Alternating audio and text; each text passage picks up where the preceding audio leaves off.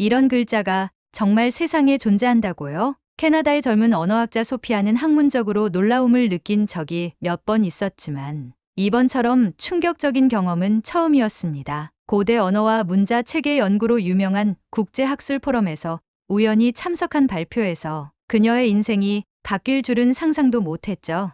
발표의 주제는 바로 한글의 창제 원리와 과학성이었습니다. 발표자는 서툰 영어로 세종대왕이라는 한국의 왕이 창제한 문자로 인류 역사상 가장 과학적이고 독창적인 문자 체계로 인정받고 있습니다라고 시작하며 한글의 기본 원리를 설명했습니다. 슬라이드에 띄워진 한글의 자음과 모음은 단순하면서도 신비로운 매력을 뿜어냈죠. 예를 들어 기역은 혀뿌리가 목구멍에 닿을 때의 모양을 본뜬 것입니다. 모음은 하늘, 땅, 사람의 삼재를 기본으로 설계되었습니다. 이 간단한 설명에 소피아는 충격을 받았습니다. 발음 기관을 형상화한 문자라니?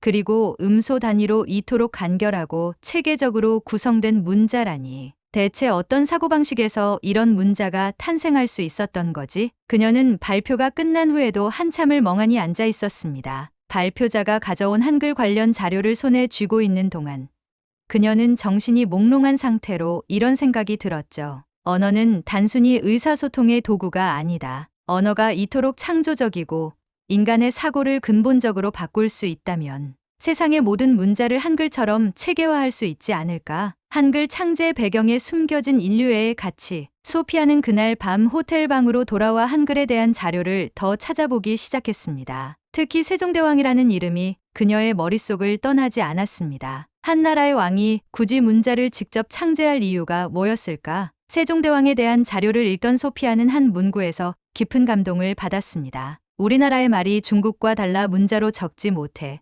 백성들이 자신의 뜻을 펴지 못하는 일이 많으니 소피아는 그 문장을 여러 번 읽었습니다. 문자가 없어서 자신의 뜻을 펼치지 못한다. 그렇다면 세종은 단순히 왕으로서 정책을 펴는 것이 아니라 한 인간으로서 백성들의 삶을 더 나아지게 하려고 했던 거잖아. 그녀는 학문적 호기심과는 별개로 세종대왕의 인간적인 면모에 깊이 끌렸습니다. 과거의 다른 많은 지도자들이 전쟁이나 정복에 집착했다면 세종은 자신의 권력과 자원을 이용해 백성의 삶을 바꾸는 데 몰두했던 것이죠. 그리고 한글 창제 과정도 그녀를 놀라게 했습니다. 세종은 단순히 문자를 만들고 끝내지 않았습니다. 수많은 학자들과 함께 연구를 거듭하며 백성들이 쉽게 배울 수 있도록 기획하고 한글을 보급하기 위해 직접 책을 펴내는 데까지 심혈을 기울였죠. 이건 단순한 학문적 업적이 아니야. 인류의 그 자체야. 세종대왕은 문자 창제를 통해 사람들의 삶을 바꾸고 싶어 했던 거야. 한글과 소피아의 첫 만남. 소피아는 그날 밤 한 가지 결심을 했습니다. 이 놀라운 문자에 대해 더 알아봐야 해. 단순히 책으로 읽는 것만으로는 부족해. 이건 직접 경험해야만 이해할 수 있는 문자야. 그녀는 바로 한국행 비행기를 알아봤습니다. 캐나다에서 연구 활동을 이어오며 각국의 언어를 연구하던 그녀는 이미 세계 여러 나라를 방문했던 경험이 있었기에 한국으로의 여행이 그리 부담스럽지 않았죠. 며칠 후 서울로 향하는 비행기에서 소피아는 설렘을 감출 수 없었습니다. 내가 한글을 제대로 배워보고 그 속에 숨겨진 가치를 탐구할 수 있다면 전 세계 언어학계에 새로운 길을 제시할 수도 있지 않을까? 그녀는 비행기 창문 너머로 펼쳐진 구름을 바라보며 스스로 다짐했습니다. 서울에서의 새로운 여정. 인천공항에 도착한 소피아는 처음으로 한국 문화를 체감했습니다. 공항의 안내 표지판에는 영어, 일본어, 중국어와 함께 한글이 있었는데 한글 특유의 독창적인 조형미가 그녀를 다시 한번 사로잡았습니다. 한글은 어디에 있어도 돋보이는군. 그녀는 살짝 미소를 지으며 공항을 나섰습니다. 이후 서울대에서 교환연구원으로 참여하기 위해 캠퍼스를 찾은 소피아는 한국 학자들과의 첫 만남에서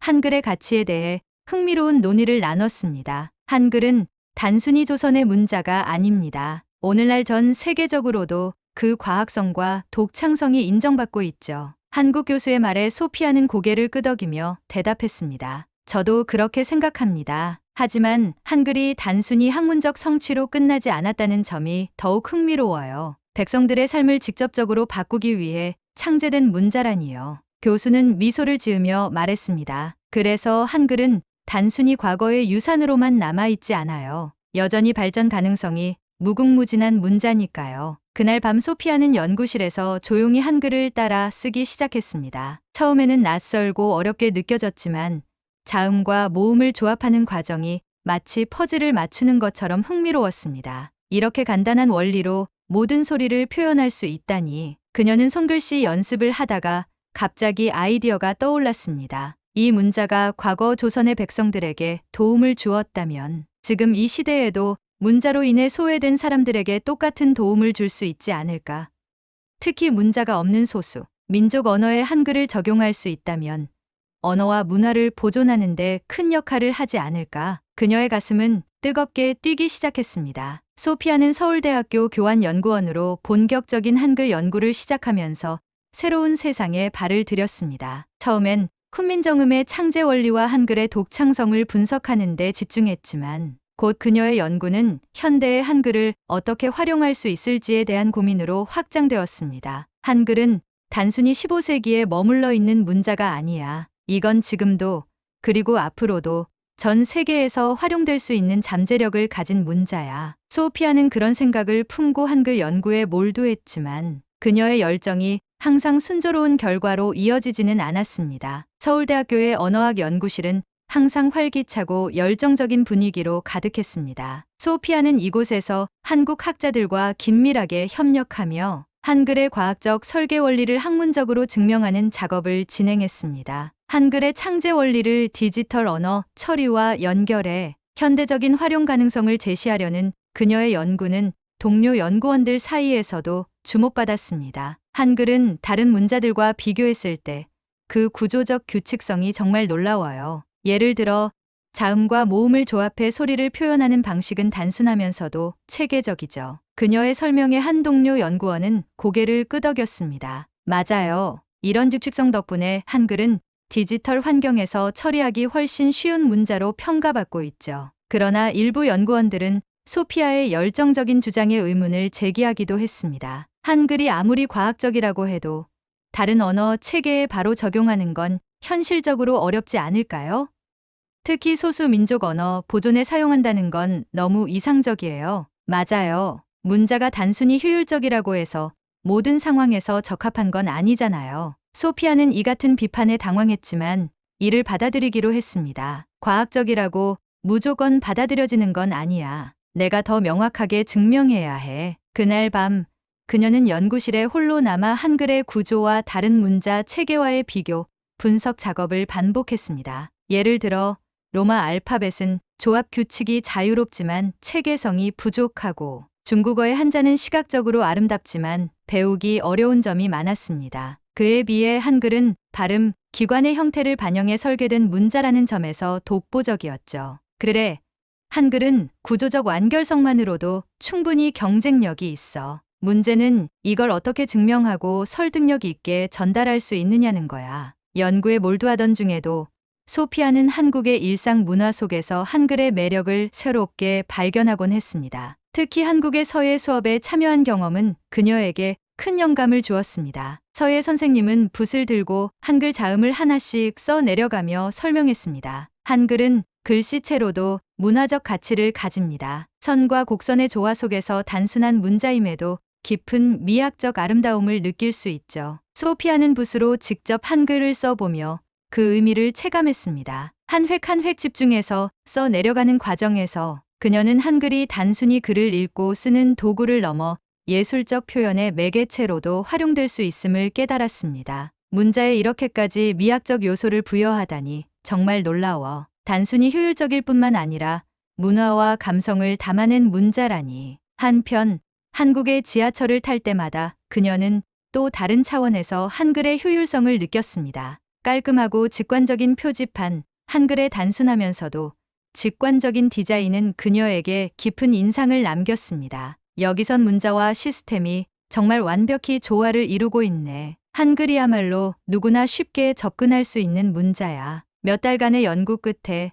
소피아는 자신의 첫 번째 학술 발표 준비에 돌입했습니다. 주제는 한글의 과학적 설계가 세계 언어 보존에 미치는 잠재적 영향이었습니다. 특히 그녀는 한글이 과거 조선에서 문맹 해소를 목표로 창제된 것처럼 현대에도 문자 체계가 없는 소수 민족 언어를 기록하는데 적용될 수 있다고 주장하려 했습니다. 하지만 학술대회를 준비하던 중 예상치 못한 비판에 직면하게 되었습니다. 한글은 한국 문화에 뿌리를 두고 있기 때문에 다른 언어에 적용하면 문화적 충돌이 생길 가능성도 있습니다. 그리고 문자라는 건 단순히 읽고 쓰는 도구가 아니라 그 언어와 함께 발전해온 역사와 정체성을 포함하고 있잖아요. 이 같은 반대 의견은 그녀를 좌절하게 만들었지만 동시에 그녀의 연구를 더욱 정교하게 만드는 계기가 되었습니다. 그녀는 한글의 구조적 장점뿐 아니라 실제 사례를 통해 이를 증명할 필요성을 느꼈습니다. 소피아는 한국국립도서관을 방문해 한글의 역사적 자료를 더 찾아보던 중 놀라운 사실을 발견했습니다. 조선 말기 만주 지역의 소수 민족들이 한글을 사용해 자신들의 언어를 기록한 사례를 접하게 된 것이죠. 또한 베트남이나 일본에서 한글을 일시적으로 사용한 기록도 발견했습니다. 이건 엄청난 자료야.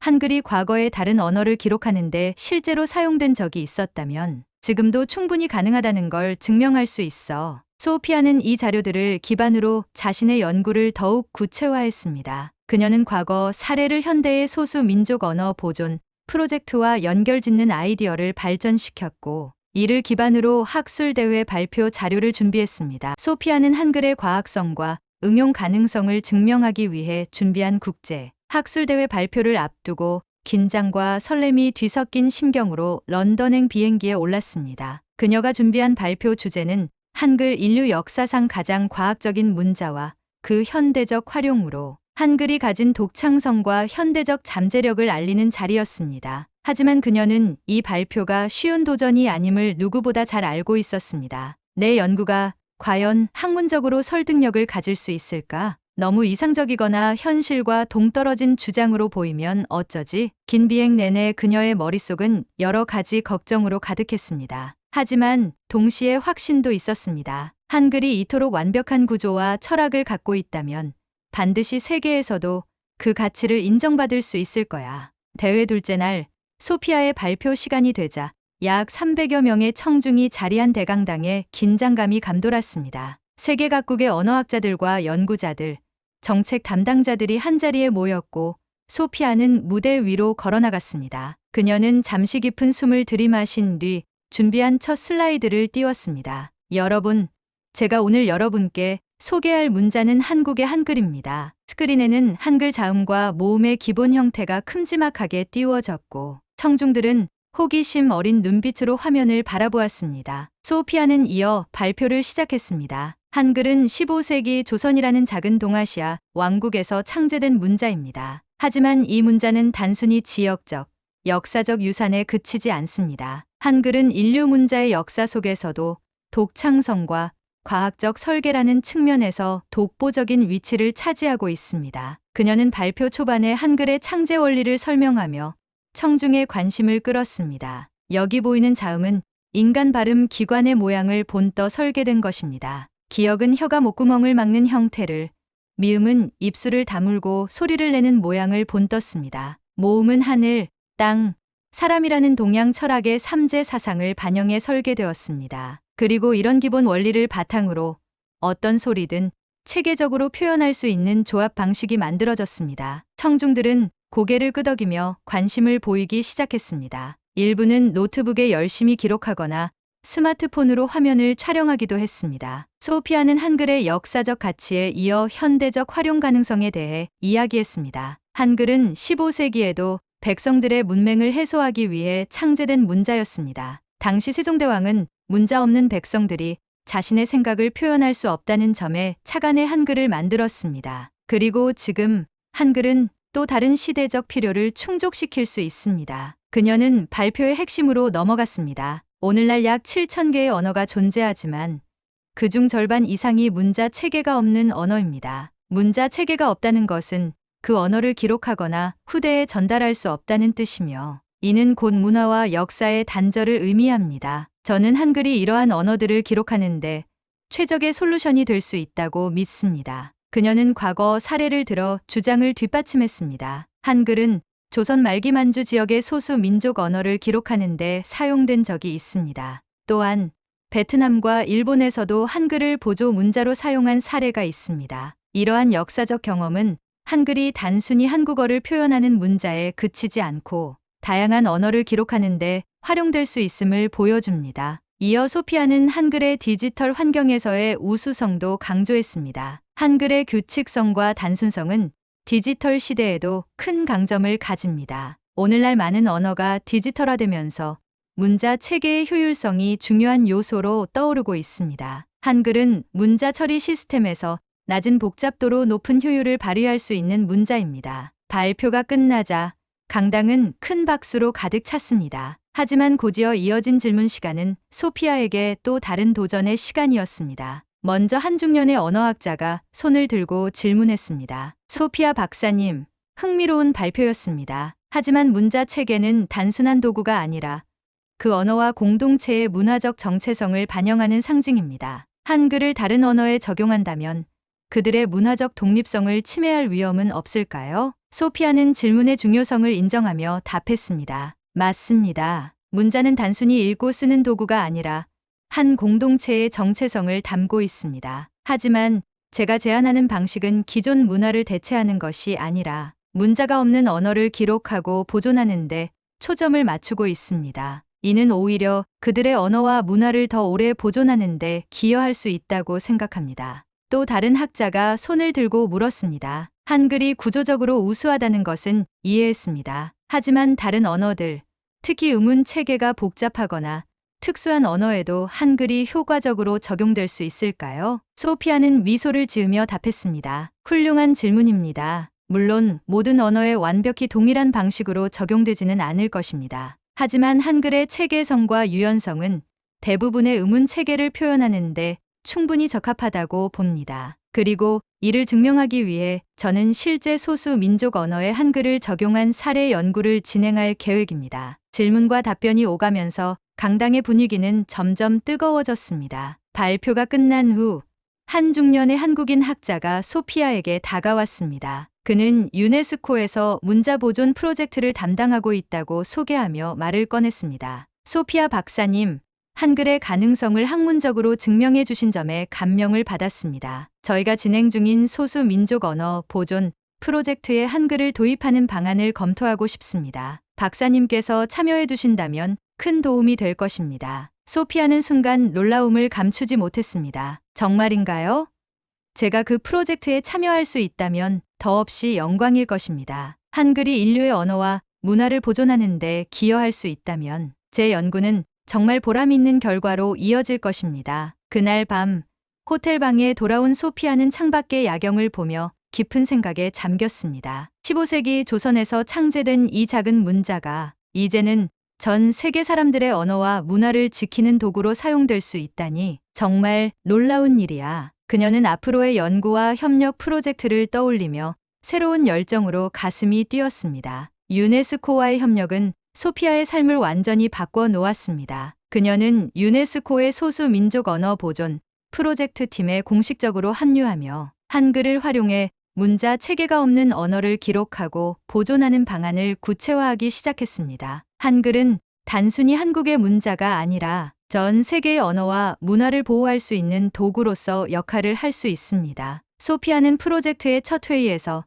이렇게 말하며 한글의 철학과 구조적 우수성을 팀원들에게 설명했습니다. 팀원들은 처음에는 소피아의 주장에 반신반의했지만 그녀의 연구 자료와 열정적인 프레젠테이션을 통해 점차 확신을 가지기 시작했습니다. 소피아와 유네스코 팀은 첫 번째 파일럿 프로젝트로 동남아시아의 한 소수 민족 언어를 선택했습니다. 이 민족은 약 1,500명 정도로 구성된 작은 공동체였으며 고유의 언어를 사용하고 있었지만 이를 기록할 문자 체계는 없었습니다. 현장을 방문한 소피아는 공동체의 원로들과 대화를 나누며 그들의 언어와 문화를 보존하고 싶어하는 열망을 직접 느낄 수 있었습니다. 우리 언어는 세대가 바뀔수록 점점 잊혀져 가고 있어요. 기록할 방법이 없으니 젊은이들이 더 이상 우리말을 배우지 않으려 합니다. 소피아는 그 말을 듣고 더욱더 강한 사명감을 느꼈습니다. 한글을 통해 이 언어를 기록하고 보존할 수 있는 기반을 만들어 드릴게요. 이건 단순히 언어를 넘어서 여러분의 문화와 역사를 지키는 일이 될 거예요. 소피아는 한국의 언어학자들과 협력해 한글의 자음과 모음을 이 소수, 민족 언어의 음운 체계에 맞게 조정했습니다. 그리고 그 결과를 공동체의 사람들과 함께 시험해 보았습니다. 그녀가 만든 간단한 교재를 통해 사람들은 자신들의 언어를 한글로 적는 방법을 빠르게 배워 나갔습니다. 특히 어린아이들이 한글을 통해 자신의 이름을 적어보고 환하게 웃는 모습을 본 소피아는 벅찬 감정을 느꼈습니다. 이건 단순히 문자를 배우는 게 아니에요. 이 아이들에게는 자신의 언어와 정체성을 되찾는 일이에요. 파일럿 프로젝트가 성공적으로 마무리되자 유네스코는 이 사례를 보고서로 작성해 발표했습니다. 보고서는 한글의 체계적 설계와 응용 가능성이 소수 민족 언어 보존에 혁신적인 해결책을 제시할 수 있다는 결론을 내렸습니다. 소피아는 유네스코 본부에서 열린 기자회견에 참석해 프로젝트의 성과를 발표했습니다. 한글은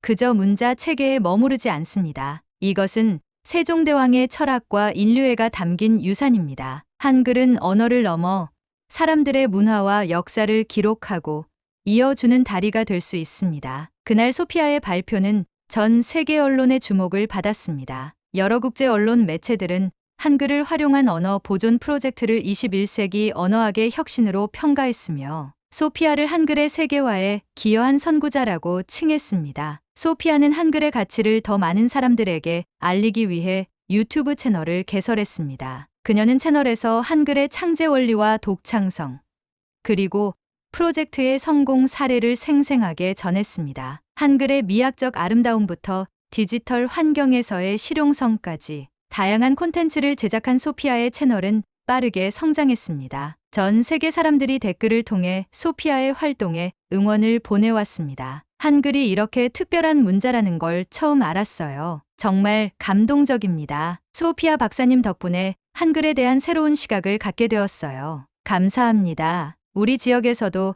언어 보존 프로젝트를 진행하고 싶습니다. 어떻게 참여할 수 있을까요? 소피아는 이 댓글들을 읽으며 더 많은 사람들과 함께 한글의 가치를 확산시키고 싶다는 열망을 품게 되었습니다. 몇 년이 지나 소피아는 한글 연구와 언어 보존 프로젝트를 통해 세계 여러 나라를 여행하며 수많은 사람들과 교류했습니다. 그녀가 방문한 지역마다 한글은 새로운 가능성을 열어주었고 그녀는 자신이 이루어낸 성과의 뿌듯함을 느꼈습니다. 어느 날 한국에서 열린 한 학술 세미나에서 소피아는 강연자로 초대되었습니다. 그녀는 강연을 마치며 이렇게 말했습니다. 저는 한글을 연구하기 전까지 문자가 사람들의 삶을 이렇게까지 바꿀 수 있다는 사실을 알지 못했습니다. 한글은 단순한 문자가 아닙니다. 그것은 세상을 연결하고 문화를 보존하며 사람들에게 새로운 희망을 주는 도구입니다. 그녀는 강연을 마친 뒤 청중들에게 작은 부탁을 덧붙였습니다.